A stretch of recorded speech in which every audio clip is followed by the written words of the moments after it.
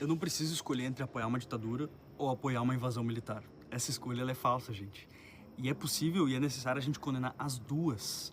E quem tenta empurrar essa falsa escolha para a população ou não entendeu ou está tentando nos manipular. E justamente esse discurso PT, PL... Mas vamos lá, vamos começar pelo que é indiscutível. O regime venezuelano não é democrático. A gente não tem eleições livres, a gente não tem garantias institucionais mínimas e não tem liberdade política real. Ditadura, a gente chama de ditadura.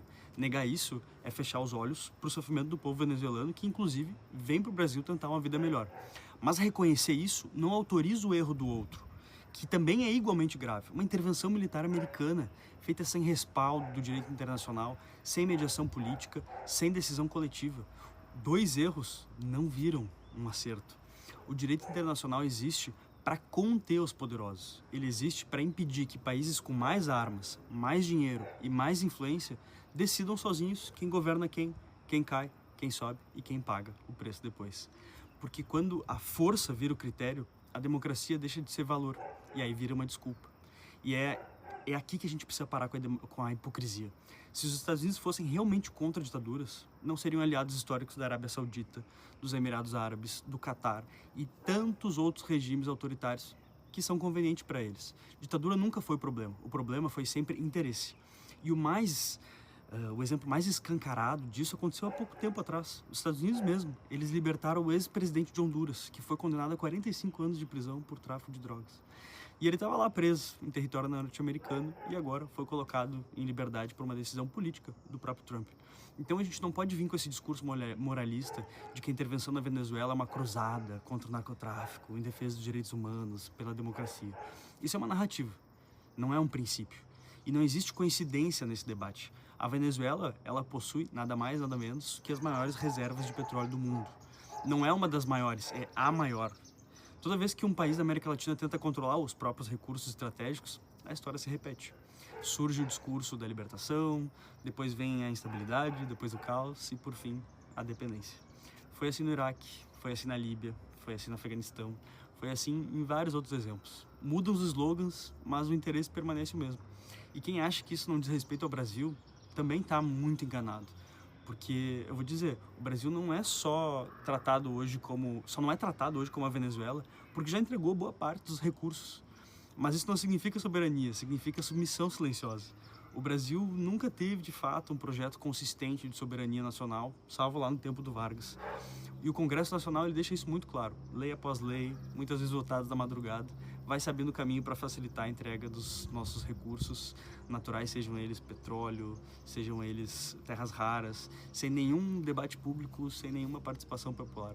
Vamos trazer um exemplo da agropecuária. Grande parte do que é produzido aqui, com desmatamento, degradação do solo, concentração de terra, não alimenta o povo brasileiro, é exportado.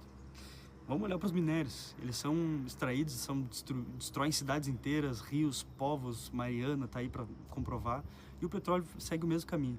E a gente não pode enganar achando que a Petrobras está sozinha nessa soberania, nessa história. A Chevron, a Shell, elas já controlam blocos de exploração ao longo de todo o território litoral, de todo o litoral brasileiro, inclusive na Foz do Amazonas. Isso não é teoria dada. Então, é por isso que a gente não pode normalizar essas intervenções militares, mesmo contra governos autoritários, porque a gente está abrindo um precedente muito perigoso. Porque precedente não escolhe ideologia. A bomba não pergunta em quem votou se votou no PT ou no PL. O míssil não distingue esquerda e direita. Quando ele cai, ele destrói casa, destrói família, escolas, hospitais. E é isso que mais me incomoda no debate público.